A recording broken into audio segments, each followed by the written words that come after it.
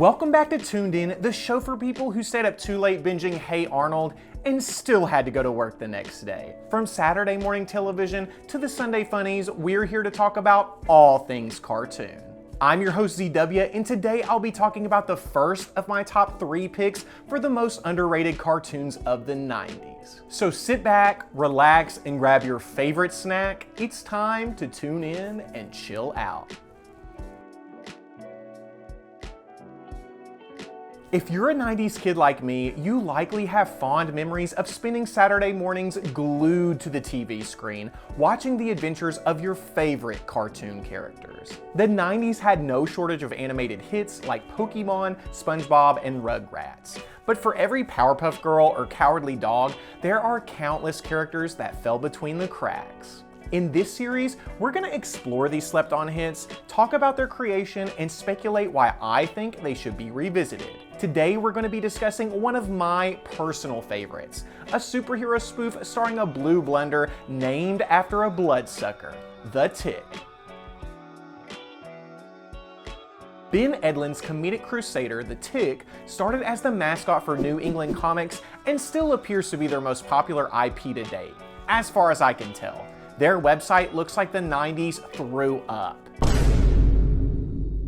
After years of producing the Tick comic, Edlund was approached by Kisscom, a toy licensing company that wanted to merchandise the character. This led to a connection with Sunbow Entertainment, an animation company that had created Transformers, It's just you and me now, Megatron. G.I. Joe, I'm caught in a princess movement! and The Mask.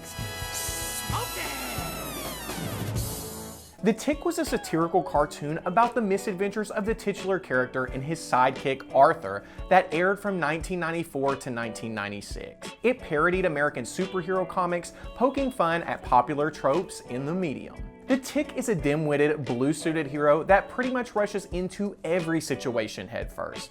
Given that his superpowers are strength and invulnerability, it makes perfect sense that he would try to solve every problem with some good, old-fashioned violence. His sidekick Arthur, on the other hand, has no powers, meaning that he's always stressed out. And I relate to that. The Tick and Arthur go up against several goofy villains across 3 action-packed seasons and team up with the great value versions of classic comic book characters like American Made and Big Shot. Can you guess which superheroes these characters were meant to parody? Let me know in the comments. Before we get into the next section, go ahead and subscribe to my channel and ring the bell. Okay, that's enough self-promotion. Let's get back into it. The Tick was canceled after its 3rd season due to low ratings. It's clear that this show is meant to entertain an older audience despite being placed in the Fox Kids block. There were plenty of lowbrow jokes in this series. And you don't eat crackers in the bed of your future, or you get all scratchy.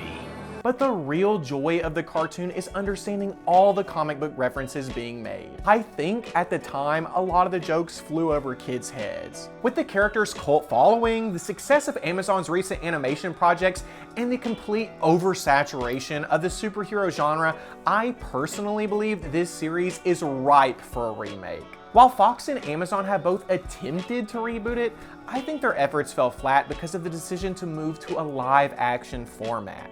The Tick really thrives off comic book and cartoon logic. You can do these things in a live-action series, but I think it comes across as corny most of the time. What do you think? Can a cartoon be successfully translated into a live-action format? Let me know in the comments. And that's all I have for you today. Come back next week to see my second pick for the top 3 most underrated 90s cartoons. Also, if you liked this video, go ahead and leave a like. Your support is invaluable, and the engagement will help us build the strongest cartoon community on the platform. Until next time, thanks for tuning in.